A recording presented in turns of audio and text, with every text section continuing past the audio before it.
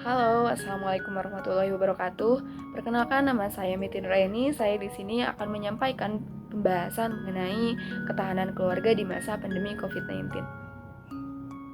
Pembangunan keluarga merupakan salah satu isu tematik dalam pembangunan nasional karena kekuatan pembangunan nasional berakar pada elemen keluarga sebagai komunitas mikro di dalam masyarakat. Selain itu, melalui keluarga pula pondasi awal membentuk kualitas sumber daya manusia baik fisik maupun non-fisik, di mana hal ini telah menjadi indikator ketercapaian pembangunan, yaitu Indeks Pembangunan Manusia atau yang disebut dengan IPM. Namun, dengan adanya pandemi COVID-19 ini membawa dampak yang sangat besar bagi kehidupan keluarga, mulai dari masalah kesehatan, masalah ekonomi, sosial, dan komunikasi yang semakin berjarak serta terbatas. Mulai dari terganggunya kesehatan yang bisa mengakibatkan kematian dan ditambah hilangnya pekerjaan. Hal-hal tersebut membuat pola kehidupan manusia tidak stabil dan tidak baik bagi ketahanan keluarga. Pendidikan anak terganggu karena dilakukan secara daring, ditambah tidak semua orang tua memiliki anggaran untuk memenuhi tuntutan kelas daring tersebut, seperti gawai dan kuota internet. Hal ini menyebabkan orang tua bekerja ekstra untuk memenuhi kebutuhan tersebut di tengah-tengah pandemi yang kian meningkat jumlah kasusnya. Pandemi COVID-19 ini jelas berdampak terhadap ketahanan keluarga Indonesia. Semakin baik ketahanan keluarga, maka semakin baik pula kemampuan keluarga menghadapi perubahan akibat pandemi dan pasca pandemi. Kebijakan yang tepat dapat mencegah keluarga Indonesia berada dalam situasi krisis sekaligus memastikan ketahanan keluarga tetap tangguh. Ketahanan keluarga mencerminkan kecukupan dan kesinambungan akses suatu keluarga terhadap pendapatan dan sumber daya agar mampu memenuhi kebutuhan dasarnya seperti pangan, air bersih, pelayanan kesehatan, pendidikan, perumahan, partisipasi di dalam masyarakat, dan integrasi sosial.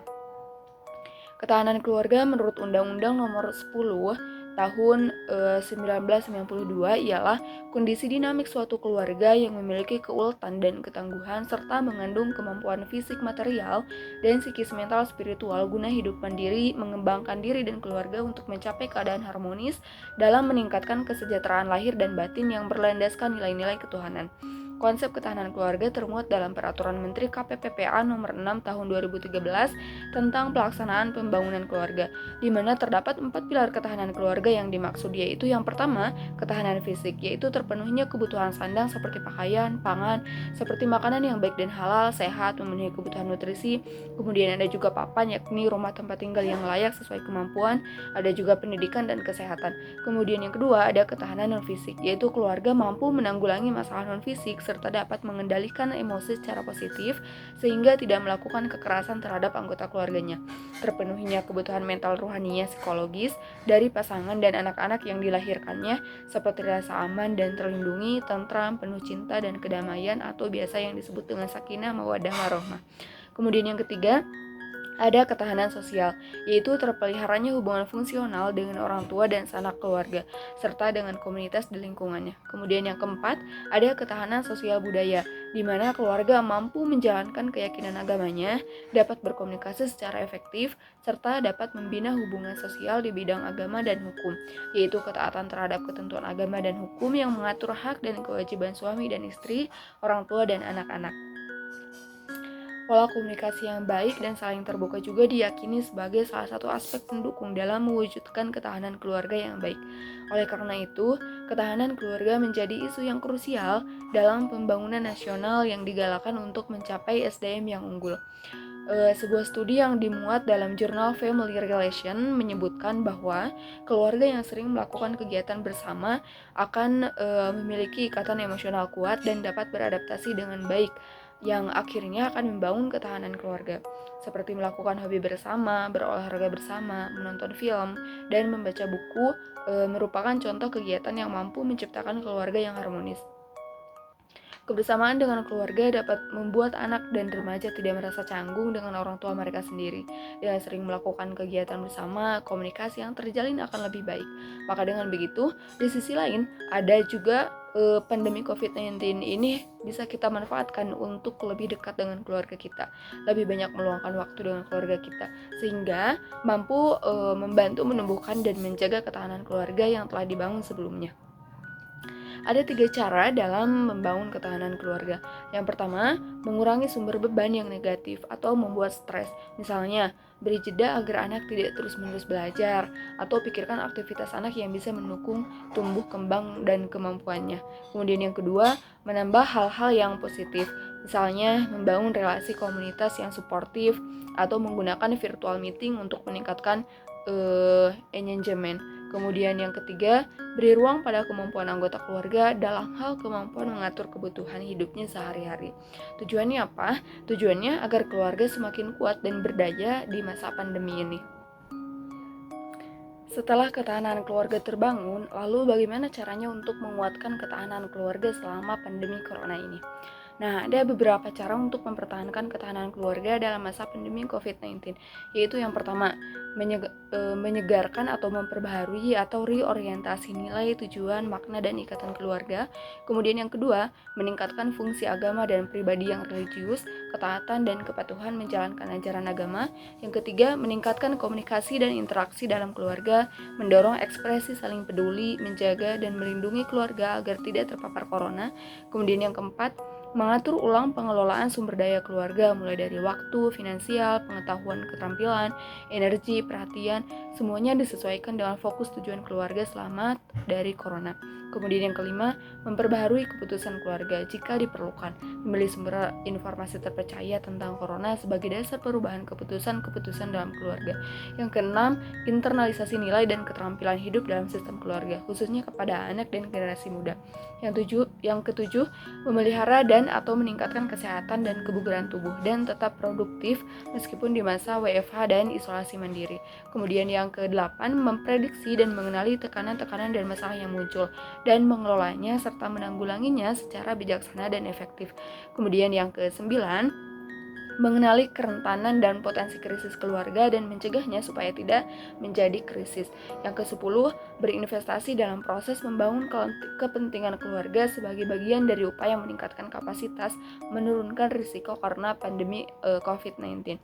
Kemudian yang ke-11, meningkatkan kematangan kepribadian, memelihara, mengembangkan, dan menguatkan konsep diri, sikap, dan perilaku positif. Ke-12, berpartisipasi secara aktif dalam upaya pemutusan penyebaran corona dan atau berkontribusi materi untuk membantu keluarga rentan dari pihak-pihak lain yang membutuhkan bantuan. Selanjutnya, pembangunan pendidikan secara luas kepada masyarakat dan optimalisasi fungsi keluarga.